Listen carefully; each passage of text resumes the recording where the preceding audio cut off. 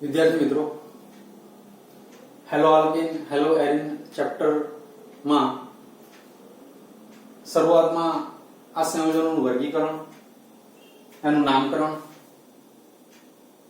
એની સાથે એના ભૌતિક ગુણધર્મો, CX બંધનો સ્વભાવ વગેરે ટોપિક્સ આપણે ભણ્યા છીએ. અને હવે ચેપ્ટરમાં આગળ આ સંયોજનોની રાસાયણિક પ્રક્રિયાઓ, હેલાઇડ સંયોજનોની રાસાયણિક પ્રક્રિયાઓ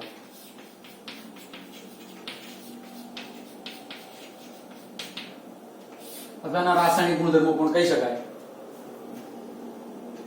એની માહિતી ભણવાની છે. હેલાઇડ સંયોજનોની જે રાસાયણિક પ્રક્રિયાઓ છે એક રીતે જોઈએ તો ત્રણ પ્રકાર એના થઈ શકે. સૌથી પહેલી એની કેન્દ્ર અનુરાગી વિસ્થાપન પ્રક્રિયા,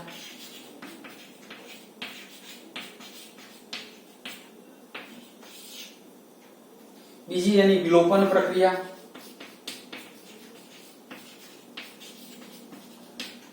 અને ત્રીજી એની ધાતુ સાથેની પ્રક્રિયા. આ મુખ્ય ત્રણ પ્રકારની પ્રક્રિયાઓ વિશેની માહિતી આપણે ભણીશું. સૌથી પહેલી છે કેન્દ્ર અનુરાગી વિસ્થાપન પ્રક્રિયા. આ કેન્દ્ર અનુરાગી વિસ્થાપન પ્રક્રિયા એ બે પ્રકારે જોઈશું, SN2 અને SN1. SN2 અને SN1. ત્યારબાદ વિલોપન પ્રક્રિયા અને એના પછી એની ધાતુ સાથેની પ્રક્રિયા વિશેનો અભ્યાસ કરીશું. અત્યારે કેન્દ્ર અનુરાગી વિસ્થાપન શું છે એ સમજીએ. તો કેન્દ્ર અનુરાગી વિસ્થાપન દરમિયાન આપણી પાસે જે હેલાઇડ છે આ પ્રમાણે છે, x લખી દઈએ, આ પ્લસ ડેલ્ટા, આ માઇનસ ડેલ્ટા. એનો જે બંધનો સ્વભાવ છે CX બંધનો એ પોલર બંધ છે, ધ્રુવીય બંધ છે. કાર્બન આંશિક ધન અને હેલોજન એ આંશિક ઋણ છે. દરમિયાનમાં જે કેન્દ્ર અનુરાગી પ્રક્રિયા છે ને એને આપણે NU માઇનસ કહીશું. NU minus. અને ન્યુક્લિયોફાઇલ અંગ્રેજીમાં કહેવામાં આવે. કેન્દ્ર અનુરાગી પ્રક્રિયક એ મોટે ભાગે જુઓ તો ઋણભારીય આયન હોય, લાઈક OH માઇનસ. તો એ જે ઋણભારીય આયન છે એ પોતાની પાસે ઋણભાર હોવાને કારણે ધનભાર પ્રત્યે આકર્ષિત થાય. ધનભારિત જે સ્પીસીસ હશે ને, ધનભારીય સ્થાન હશે ને, સાઇટ હશે ને, ત્યાં એટેક કરશે. આ NU માઇનસ એટેક ક્યાં કરે? એની પાસે ઋણ વીજભાર છે અને માટે આ ધનભાર આગળ એ એટેક કરે છે.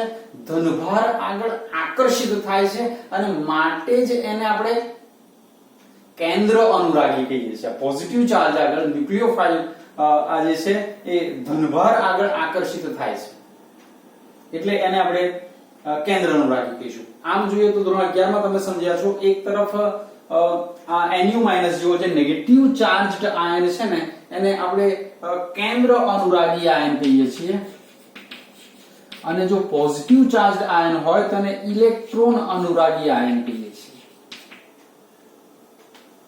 નેગેટિવ ચાર્જડ આયન હંમેશા ક્યાં આગળ થાય? પોઝિટિવ આગળ. પોઝિટિવ ચાર્જ ક્યાં છે?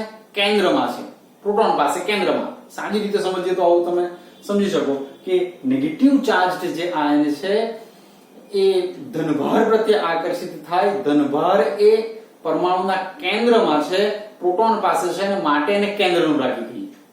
સામે પક્ષે જો કોઈ પોઝિટિવ આયન હોય તો ક્યાં આકર્ષિત થાય? ઋણભાર પ્રત્યે. ઋણભાર કોની પાસે? ઇલેક્ટ્રોન પાસે, અને માટે એને ઇલેક્ટ્રોન અનુરાગી કહેવાય. આ બે વચ્ચેનો તફાવતની વાત છે જે તમે ધોરણ 11 માં પણ ભણી ચૂક્યા છો. અત્યારે આપણા માટે અગત્યનું શું છે? તો જે હેલાઇડની પ્રક્રિયાઓ છે એ હેલાઇડની પ્રક્રિયા દરમિયાન નેગેટિવ આયન, આ નેગેટિવ આયન એને આપણે કેન્દ્ર અનુરાગી આયન કહીશું. આ કેન્દ્ર અનુરાગી આયન ધનભારીય કાર્બન વડે આકર્ષિત થાય અને આ X ને વિસ્થાપિત કરે. હેલાઇડને વિસ્થાપિત કરે. આ Nu માઇનસ ધનભારીય કાર્બન વડે આકર્ષિત થાય અને આ X ને વિસ્થાપિત કરે છે અને જે નિપજ બનશે આ બનશે. હું કહી શકું કે અહીંયા NuI X માઇનસ એ દૂર થઈ ગયું. તો આ કેન્દ્ર અનુરાગી આયન વડે આ હેલાઇડનું વિસ્થાપન થાય છે, માટે એને આપણે કેન્દ્ર અનુરાગી વિસ્થાપન પ્રક્રિયા કહીશું. વિસ્થાપન થાય છે ને, વિસ્થાપનનો અર્થ જાણો છો તમે, ધોરણ 11 માં સમજ્યા. એક પરમાણુ દૂર થાય એની જગ્યાએ બીજો લે, વિસ્થાપન થયું કહેવાય. X ગયો, Nu માઈનસ આવ્યો. આ Nu માઈનસ સામાન્ય રીતે કહીએ છીએ એ OH માઈનસ હોઈ શકે અથવા NH2 માઈનસ હોઈ શકે અથવા Cn માઈનસ હોઈ શકે, કોઈ પણ આયન હોઈ શકે. આ Nu માઈનસ X ને વિસ્થાપિત કરે છે અને માટે થઈને આખી પ્રક્રિયાને આપણે કેન્દ્ર અનુરાગી વિસ્થાપન પ્રક્રિયા કહીશું. પણ હવે આગળ એ સમજવાનું છે કે આ કેન્દ્ર અનુરાગી વિસ્થાપન હેલાઇડમાં થાય છે એ બે પ્રકારનું છે, SN2 SN1. બંને અગત્યના પ્રશ્નો, SN2 પ્રક્રિયાની ક્રિયાવિધિ અને SN1 પ્રક્રિયાની ક્રિયાવિધિ એ સમજાવો. અગાઉ ઘણી બધી વખત પૂછાયેલો પ્રશ્ન છે, તો જોઈશું આપણે હવે SN2 પ્રક્રિયા.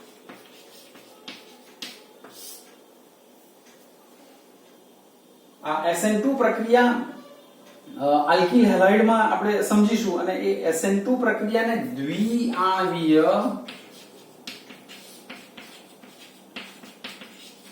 કેન્દ્ર અનુરાગી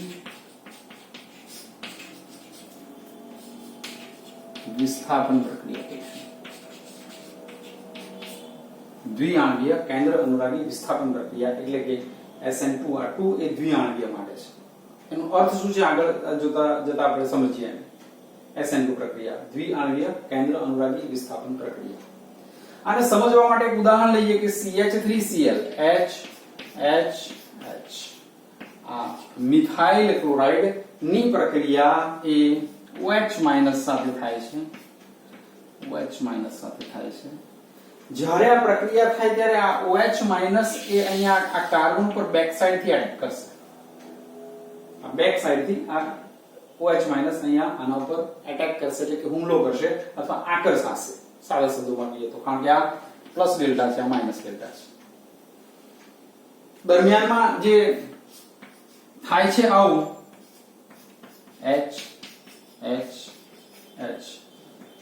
અહીંયા આવી ગયો OH, અહીંયા આવી ગયો Cl. હવે આગળ જતા એવું થવાનું કે આ બંધ જે છે OH વાળો બંધ, અહીંયા મેં તૂટક લાઈન દોરી છે. આ તૂટક લાઈન એવું દર્શાવે કે C અને OH વચ્ચે બંધ નહોતો એ બનવાનો છે અને CCl વચ્ચે બંધ હતો એ તૂટવાનો છે. તૂટક લાઈન એવું બતાવે છે, અહીંયા બંધ હતો એ તૂટશે, આ બંધ નહોતો એ બનશે. એવું તમે સમજી શકો કે આ CCl વચ્ચેનો બંધ તૂટી ગયો નથી, પણ એ તૂટવાની તૈયારીમાં છે. CCl વચ્ચેનો બંધ તૂટું થઈ રહ્યો છે અને C અને OH વચ્ચેનો બંધ એ બનું થઈ રહ્યો છે. એવું તમે એને સમજી શકો. આમ થયા પછી હવે શું થશે તો C સાથે અહીંયા OH H plus Cl minus દૂર થઈ. આ આખી પ્રક્રિયા આ પ્રમાણે થાય છે. હવે સમજો બરાબર.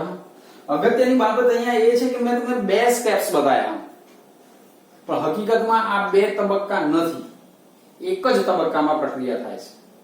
સ્ટેપ એક છે અને સમજવા માટે આપણે બે તબક્કા વિચારી રહ્યા છીએ. ફરીથી બહુ જ અગત્યની બાબત કે આ પ્રક્રિયા થાય છે ત્યારે OH માઈનસ નો એટેક આ તરફથી થાય છે અને Cl અહીં ત્યાંથી વિસ્થાપિત થઈ જાય છે અને આ બંને કામ એક સાથે થાય છે. OH માઈનસ નું એટેક કરવું, Cl માઈનસ વિસ્થાપિત થવું, એક જ તબક્કામાં આ કામ થઈ જાય છે. સમજવા માટે આપણે ભલે બે તબક્કા લખ્યા હોય, પરંતુ એક જ સ્ટેપમાં થતી પ્રક્રિયા અને આની જે વિશેષતા છે એ એક જ તબક્કામાં, આ પ્રક્રિયા એક જ તબક્કામાં થાય. બીજી ખાસ અગત્યની બાબત કે અહીંયા આપણી પાસે બે ઘટકો પ્રક્રિયામાં ભાગ લે છે. એક તો હેલાઇડ છે અને બીજો આ કેન્દ્ર અનુરાગી પ્રક્રિયક છે. આ હેલાઇડ અને આ કેન્દ્ર અનુરાગી પ્રક્રિયક, અને આ બંને પ્રક્રિયા ના વેગમાં ભાગ લે છે, અથવા તો પ્રક્રિયાનો વેગ આ બંને ઘટક પર આધાર રાખે છે. કારણ કે સિંગલ સ્ટેપની પ્રક્રિયા છે એટલે જેટલા પણ ઘટકો હશે એ બધાના ઘટકની સાંદ્રતા ઉપર એ પ્રક્રિયાનો વેગ, એ પ્રક્રિયા કેટલી ઝડપથી થાય છે એ આધાર રાખશે. આ બધી બાબતો ડિટેલમાં આપણે રાસાયણિક ગતિકી જે ચેપ્ટર છે એમાં આપણે ભણીશું, પણ અત્યારે એટલું યાદ રાખો કે એક જ સ્ટેપમાં રિએક્શન છે ત્યારે એની જે પ્રક્રિયાનો વેગ, એ પ્રક્રિયા કેટલી ઝડપથી થશે એનો આધાર બંને ઘટક પર આધાર રાખે. અત્યારે હેલાઇડ પર પણ આધાર રાખશે અને આ પ્રક્રિયા પર પણ આધાર રાખશે. એટલે કે આ પ્રક્રિયાનો વેગ એ બે ઘટકની સાંદ્રતા પર આધાર રાખે છે. એક રીતે કહીએ તો આ હેલાઇડ અને બીજું કોણ, તો આપણું આ કેન્દ્ર અનુરાગી પ્રક્રિયક. આ ચોરસ કૌંસ એ સાંદ્રતાની નિશાની છે, પણ બંનેની સાંદ્રતા પર આધાર રાખે છે. બે ઘટકની સાંદ્રતા પર આધાર રાખતું હોવાથી આને દ્વિઆણવીય કેન્દ્ર અનુરાગી વિસ્થાપન પ્રક્રિયા કહીએ છીએ. થોડું તમને કોન્ટ્રાસ્ટ લાગે એવું છે. SN2 કહીએ છીએ પણ તબક્કો એક જ છે. SN2 પ્રક્રિયા એક જ તબક્કામાં થાય. કેમ? આ 2 શું સૂચવે છે કે એની પ્રક્રિયાનો વેગ એ બે ઘટક પરની સાંદ્રતા પર આધાર રાખે છે, અને માટે એને આપણે દ્વિઆણવીય કેન્દ્ર અનુરાગી વિસ્થાપન પ્રક્રિયા કહીએ છીએ. સાથે એક અગત્યની બાબત આ પ્રક્રિયા માટે એમ કહી શકીએ કે આમાં નિપજનું ઇન્વર્ઝન થાય છે. નિપજનું ઇન્વર્ઝન થાય છે. જે પ્રક્રિયા હતો એના કરતા નિપજ જે છે એમાં જે અવકાશીય ગોઠવણ છે એ જુદી થઈ જાય છે, બદલાઈ જાય છે, વિરુદ્ધ થઈ જાય છે. તમે જુઓ અહીંયા H આ તરફ હતા, Cl આ તરફ હતો. એના બદલે જ્યારે નિપજ બની ત્યારે H આ તરફ આવી ગયા, OH આ તરફ છે, અને માટે એને આપણે ઇન્વર્ઝન થયું કહીશું. કારણ શું છે? તો OH માઈનસ નો જે એટેક છે એ જે Cl છે એનાથી વિરુદ્ધ દિશાએથી થવાથી આપણને નિપજમાં ઇન્વર્ઝન જોવાનું મળે. આ ઇન્વર્ઝન નો અર્થ બહુ સાદી ભાષામાં સમજીએ, સરળ રીતે સમજીએ, ચોપડીમાં પણ ઉદાહરણ આપ્યું છે આપણને કે આપણે વરસાદની સિઝનમાં છત્રી લઈને જઈએ.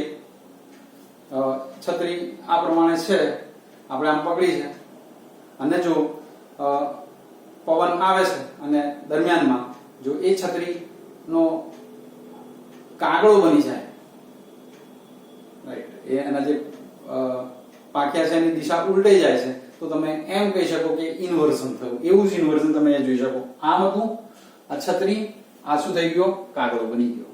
તો કહેવાનો મતલબ મિત્રો એમ છે કે આની એક વિશેષતા એ છે, SN2 પ્રક્રિયાની વિશેષતા છે કે એમાં ઇન્વર્ઝન, નિપજનું ઇન્વર્ઝન જોવાનું મળે.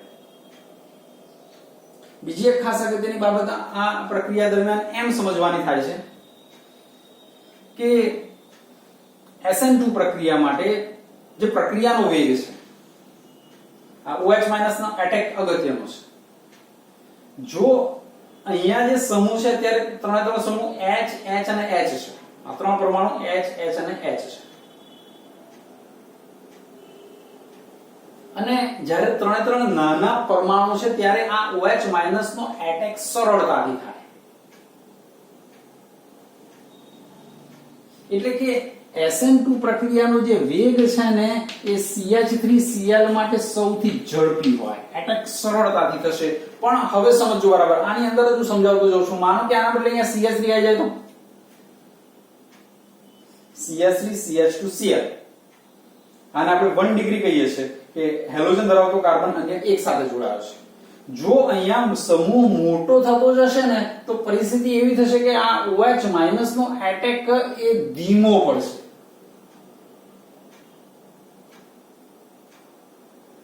કારણ કે પેલા ત્રણ H હતા, હવે એક CH3 આવ્યો, એ અવકાશીય અવરોધ ઉત્પન્ન કરે. એટેક બેક સાઈડ થી થવાનો છે. આ એટેક બેક સાઈડ થી થવાનો, પણ જેમ જો સમૂહ અહીંયા મોટો થઈ જશે તો પ્રોબ્લેમ શું થવાની? તો એવું થશે કે ભાઈ અવકાશીય અવરોધને કારણે આનો એટેક ધીમો પડશે. ત્રણ H હતા તો પ્રક્રિયા એકદમ સરળતાથી થઈ, ઝડપથી થઈ. પણ જો એક CH3 આવી ગયું એટલે કે 1 ડિગ્રી હેલાઇડ બની ગયું તો પ્રક્રિયાનો વેગ ધીમો પડે છે. બરાબર જોજો. માનો કે 2 CH3 આવી ગયા, 2 CH3 આવી ગયા, તો હવે હેલોજન ધરાવતો કાર્બન 2 કાર્બન સાથે જોડાશે. 2 ડિગ્રી જેને કહીએ છીએ આપણે વર્ગીકરણ વખતે સમજ્યા હતા. OH માઈનસ નો એટેક અવકાશી અવરોધ વધ્યો માટે વળી પાછો વધ્યો અને માટે થઈને 1 ડિગ્રીના બદલે 2 ડિગ્રી જે હશે એની જે પ્રક્રિયાની ઝડપ છે, પ્રક્રિયાનો વેગ છે, ધીમો પડશે. અને જો 3 CH3 થઈ જાય તો હેલોજન ધરાવતો કાર્બન 3 સાથે 3 ડિગ્રી 3 જો CH3 હશે તો મુશ્કેલી સર્જાશે કે આ OH- ને અવકાશી અવરોધ ઘણો બધો નડશે અને એના લીધે થઈને એનો જે એટેક છે ધીમો પડશે અને એના લીધે થઈને જે 3 ડિગ્રી છે એની પ્રક્રિયાનો વેગ એ સૌથી ધીમો હશે. તો મિત્રો આટલું સમજ્યા છો તો જે SN2 પ્રક્રિયા છે, પ્રશ્ન તમને ગમે તે રીતે થઈ શકે, SN2 અલગથી પૂછાય, SN1 અલગથી પૂછાય અથવા બે વચ્ચેનો તફાવત પણ પૂછી શકાય. જો બરાબર સમજ્યા છો તો તમે ગમે તે રીતે પ્રશ્ન પૂછાય તમે એનો જવાબ આપી શકો છો. તમે જો વાત કરીએ ફરીથી એક વખત કે હેલાઇડ સંયોજનોની રાસાયણિક પ્રક્રિયાઓ, હેલાઇડ સંયોજનોની રાસાયણિક પ્રક્રિયાઓ આપણે 3 રીતે જોઈ રહ્યા છે. નંબર 1 કેન્દ્ર અનુરાગ વિસ્થાપન પ્રક્રિયા, નંબર 2 એની વિલોપન પ્રક્રિયાઓ અને ત્રીજી એની ધાતુ સાથેની પ્રક્રિયા. સૌથી પહેલી વાત કરીએ આપણે કેન્દ્ર અનુરાગી વિસ્થાપન. એ બે પ્રકારે હોય, SN2 SN1. કેન્દ્ર અનુરાગી વિસ્થાપનમાં શું થવાનું તો પેલો ન્યુક્લિયોફાઇલ આવશે અને હેલાઇડ જે છે એને વિસ્થાપિત કરશે. બે પ્રકારની વિસ્થાપન પ્રક્રિયા SN2 SN1. SN2 પ્રક્રિયા કહેશો દ્વિઆણવીય કેન્દ્ર અનુરાગી વિસ્થાપન પ્રક્રિયા દરમિયાન આપણે સરળ એક ઉદાહરણ જોયું કે CH3Cl એના ઉપર OH- નો એટેક કરાયો, નિપજ આપણને મળી. એમાં કેટલીક બાબતો જોઈ. આ પ્રક્રિયા એક જ તબક્કામાં થાય છે. પ્રક્રિયાનો વેગ બંને ઘટકની સાંદ્રતા એટલે કે હેલાઇડ અને કેન્દ્ર અનુરાગી પ્રક્રિયા બંને ઉપર આધાર રાખે છે. નિપજ બને છે, એમાં ઇન્વર્સન થાય છે અને સાથે સાથે પ્રક્રિયાનો વેગ છે એ CH3Cl માટે સૌથી ઝડપી હોય. પછી 1 degree 2 degree 3 degree. Short question પણ આમાંથી ઘણી બધી રીતે બની શકે. મલ્ટીપલ ચોઇસ પ્રશ્નો પણ આમાંથી ઘણા બધા બની શકે. કોઈ SN2 પ્રક્રિયા માટે નીચેનામાંથી કયું વિધાન સાચું છે કે ખોટું? તમને 4 વિધાન આલ્યા હોય, એમાંથી 3 સાચા હોય, ખોટું હોય, અથવા 3 ખોટા હોય, એક સાચું હોય. તો એટલે કે સાચું વિધાન, એક ખોટું વિધાન. તમને એવું કહેવામાં આવે SN2 પ્રક્રિયાનો વેગ એ આ પ્રમાણે છે CH3Cl < 1 ડિગ્રી < તો ખોટી વાત, CH3Cl માટે ગ્રેટર છે. તમને એવું કહેવામાં આવે કે SN2 પ્રક્રિયા દરમિયાન નિપજમાં ઇન્વર્ઝન થાય તો સાચી વાત, પણ નિપજમાં ઇન્વર્ઝન થતું નથી, ખોટી વાત. તમને એવું કહેવામાં આવે SN2 પ્રક્રિયા 2 તબક્કામાં થાય, ઇઝ રોંગ સ્ટેટમેન્ટ. અને જો SN2 પ્રક્રિયા એક જ તબક્કામાં થાય છે તો એ સાચી વાત છે. તમને એવો પ્રશ્ન કહેવામાં આવે કે સ્ટેટમેન્ટ આપ્યું છે કે ભાઈ SN2 પ્રક્રિયા દરમિયાન પ્રક્રિયાનો વેગ એ બંને ઘટકની સાંદ્રતા પર આધાર રાખે છે. સાચું સ્ટેટમેન્ટ. કોઈ એક જ ઉપર આધાર રાખે છે, રોંગ. તો મિત્રો બહુ જ અગત્યનો જે ટોપિક જેને કહેવાય રિએક્શન છે એ SN2 પ્રક્રિયા આપણે સમજ્યા. સાથે આપણે એમ વધારાની એક નાની બાબત સમજી લઈએ તો આ તો બરાબર છે 1 ડિગ્રી 2 ડિગ્રી 3 ડિગ્રી હેલાઇડ માટે, અને એ 1 ડિગ્રી 2 ડિગ્રી 3 ડિગ્રી હેલાઇડની અંદર જે વેગ છે એ વેગ વિશેની માહિતી અત્યારે આપણે SN2 માટે ભણ્યા, એવી જ SN1 માટે પછી સમજવાની થશે. તમને જો પ્રશ્ન પૂછાય છે કે SN2 પ્રક્રિયાની ક્રિયાવિધિ ઉદાહરણ સાથે સમજાવો, તમને આ એક્ઝામ્પલ લખવાનું થાય છે, એના મુદ્દા લખવાના થાય છે. તો SN2 પ્રક્રિયા ફરીથી એક વખત જો સમજીએ તો દ્વિઆણવીય કેન્દ્ર અનુરાગી વિસ્થાપન પ્રક્રિયા છે. ઉદાહરણ કયું આપવાનું આ તો મેં તમને સમજાવ્યું. ઉદાહરણ આપણે આ જ આપીશું. C સાથે H અહીંયા Cl છે અને એના ઉપર એટેક કરાવશું કોનો?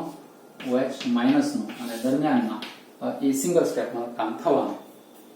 એક જ તબક્કામાં થાય છે. એક જ તબક્કામાં થતું હોવાને કારણે એની પ્રક્રિયાનો વેગ એ બંને ઘટકની સાંદ્રતા પર આધાર રાખે છે, એટલે કે દ્વિઆણવીય છે.